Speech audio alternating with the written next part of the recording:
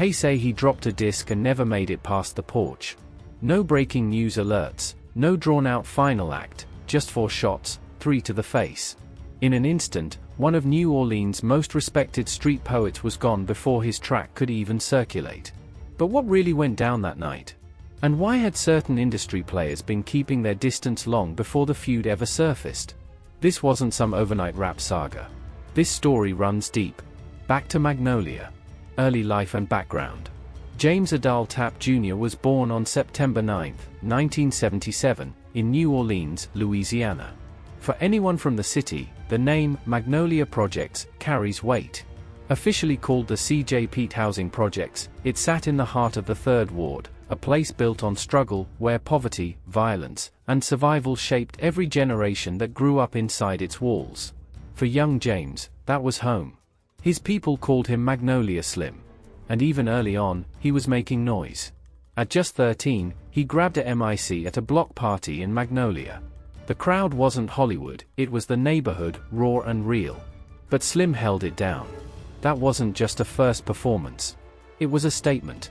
Word traveled fast. Slim lived with his mother, Linda Porter, and his sister. He attended Cohen High but dropped out in 11th grade. School couldn't hold his focus the way beats and rhymes did. The pull of the streets grew stronger. He stepped deeper into the hustle, not just rapping, but moving weight. Heroin. Cocaine. The kind of trade that brought quick money but heavy demons. And Slim had his share of them, even before the music started opening doors. He kept writing, kept rapping, and recording raw tapes with neighborhood producers. Back then, nobody was chasing billboard spots or bet countdowns. It was about one thing, respect. And in Magnolia, Slim had plenty of it. That tightrope between the booth and the block became his reality, and eventually, the weight of both worlds would come crashing down. But before that, Slim still had a city to move. In the early 90s, long before No Limit Records, before national headlines, Magnolia Slim was laying the groundwork in New Orleans. This wasn't a viral come-up. It was cassette tapes passed hand to hand, word of mouth carrying his name block to block. He linked with indie labels like Parkway Pumpin' and Hype Enough Records, dropping underground tapes in 1994 and 1995 that quickly became neighborhood favorites. The titles weren't flashy, but the music hit raw and unfiltered. Slim's flow was jagged, aggressive, steeped in New Orleans street life. He wasn't rapping about the struggle from the outside looking in, he was still living it. One of his first breakout tracks, You Got It, earned radio spins and landed on a No Limit compilation, opening doors beyond the city. Out-of-towners started to notice, but in New Orleans, Slim's reputation was already set in stone. He wasn't recording in million-dollar studios. He was cutting verses in bedrooms, garages, and closets, anywhere they could set up a mic. Even then, his image was locked. Camouflage fits, raspy delivery, no gimmicks, no fake shine. Just bars and war stories. Cash Money beef. Around this time, Slim crossed paths with other rising artists tied to Cash Money, Pimp Daddy, Lil Slim, UNLV. The circles overlapped in the early 90s, when the New Orleans rap sound was still taking shape. For a moment, it looked like Slim might end up signing with Cash Money instead of Master P. But life, and the law, had other plans. Still, those early years proved something. Slim was carving his own lane. No major label. No industry machine. Just him, his crew, and tapes that turned into legend across the city. But the streets were never far, and soon, they would come knocking again. By 1998, Magnolia Slim reintroduced himself to the world with a new name, Soulja Slim. And the name wasn't just branding, it was a statement. He wasn't just another local MC with a handful of tapes. He had caught the attention of Master P, and when No Limit Records came calling, Slim signed on. At the time, No Limit was an empire, based in Baton Rouge but rooted in New Orleans. Master P built it off hustle, volume, and shock value. Slim fit the mold perfectly, but he brought something different: grit, pain, and unpredictability. In May 1998, Slim dropped his No Limit debut, Give It to M Raw. The album hit number 13 on the Billboard 200 and went gold. But more than numbers, it carried weight in the streets. It was raw testimony, paranoia, survival, betrayal, laid over pounding beats. Tracks like From What I Was Told and You Ain't No Soulja showed the darker, battle-hardened side of New Orleans rap. But the momentum was short-lived. The same week the album dropped, Slim was arrested on an armed robbery charge. Bad timing killed the promo push. Locked up, he missed the wave while No Limit kept rolling out new artists. Still, Slim's image stuck. He wasn't flashy or polished. He pulled up in camouflage, lived his rhymes, and was eventually buried in the same fatigues he wore on his album cover. Behind the scenes, though, cracks were showing. Slim felt shortchanged, money wasn't right, promotion was weak, and as Master P kept flooding the market, Slim felt pushed to the side. By 2001, when he released his second No Limit project, The Streets Made Me, his patience had run out. Quietly, he walked away from the label. No big fallout. No headlines. He just left. Instead of signing elsewhere, Slim went back to the streets, independent, unfiltered, and determined. But the streets came with a price. Through the late 90s and early 2000s, he was in and out of jail, bouncing between short bursts of music and long stretches locked away. Inside, his legend grew. His tapes circulated, and inmates respected him for living the life he rapped about. But the cost was heavy.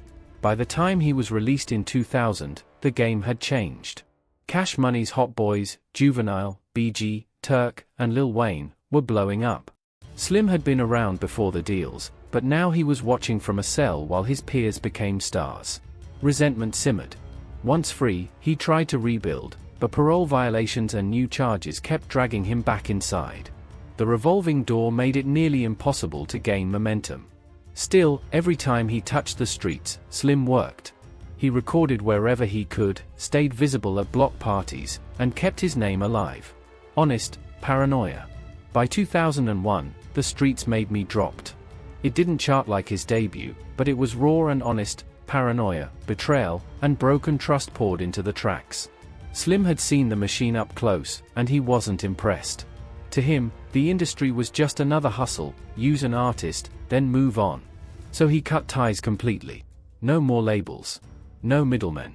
Slim founded Cutthroat Committee Records in 2002. His own imprint. His own rules. He pressed his own CDs, got them into corner stores and barber shops, and kept the streets fed. It wasn't polished. It wasn't mainstream.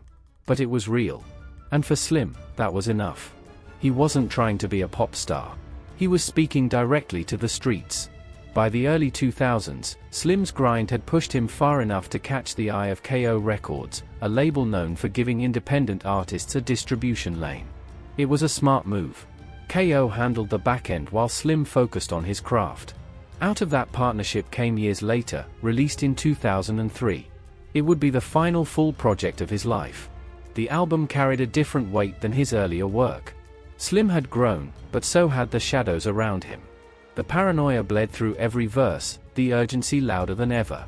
Tracks like I'll Pay For It didn't sound like just music, they felt like confessions, even coded warnings. He rapped about betrayal, loyalty, and industry snakes, and people whispered he was calling out figures close to home. Despite the sharpened production, Slim's image never shifted. He still moved in camo gear, boots, and an attitude that read nothing to lose. That raw energy unnerved people because Slim wasn't the type to let grudges fade. Respect, money, recognition, if he felt he was owed, he demanded it. And in New Orleans, that reputation stuck. He was feared, respected, unpredictable.